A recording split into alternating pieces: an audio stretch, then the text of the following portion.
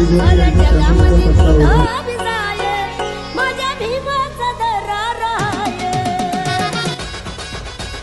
मनाने चालतोस असा चालू शकला असतास का? छाती फुगून स्वाभिमानाने चालतोस असा चालू शकला असतास का?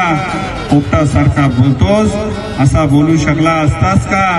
अरे उचलले असते डोंगरा एवढे आभाळ, उचलू शकला असता डोंगरा एवढे आभाळ. अरे माझा भीम नसता तर हा 20 ग्रॅमचा पेनी तू उचलू शकला नसता.